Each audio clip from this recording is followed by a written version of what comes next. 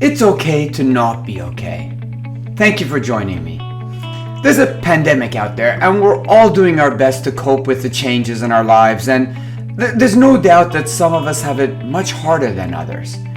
However, some may think, I've got no right to complain and feel bad because there are those who are suffering so much more than I am, and many people in other places in the world have it so much worse than I do, so it's wrong for me to even feel bad.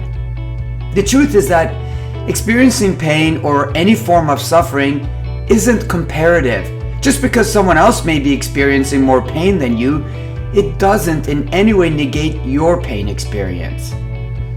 In fact, knowing that others are suffering may even exacerbate your own pain and suffering. What I'm trying to say is that if you're feeling guilty about feeling down during this pandemic and the lockdowns, don't, as it means that you're a normal human being.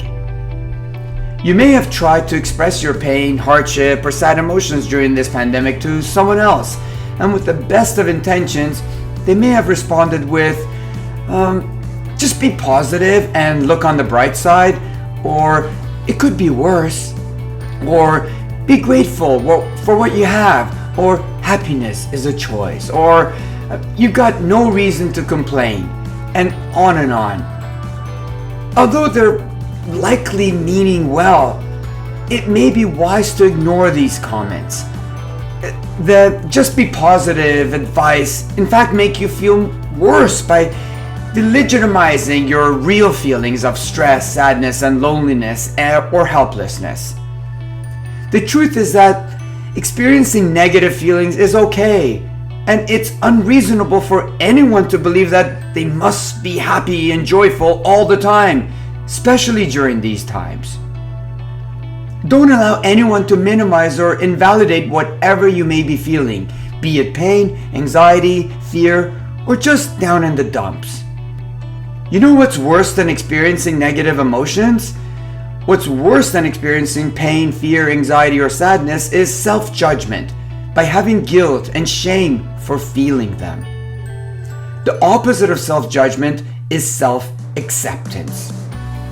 I suggest that you practice self-compassion and accept all your emotions, the good and the bad. Do yourself a favor and eliminate your expectations to be positive all the time. If you find that your negative emotions are impacting your life or other people's lives, then certainly speak with a physician and perhaps get a referral for appropriate psychological counseling.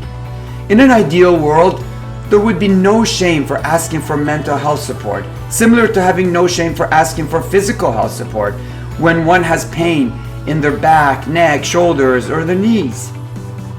Now try this simple exercise. Put the tip of your index finger on the tip of your thumb like this. Did you do it? Your hand should look something like this. Go ahead, do it, and if possible, put a little smile on your face and say to yourself, it's okay to not be okay. Again, if your mental health is impacting your life and those around you, see a physician and get the psychological support that is right for you. If you have already seen your doctor and various therapists and are still experiencing persistent physical pain, please view the short videos and listen to the audios freely accessible on thepaintruth.org.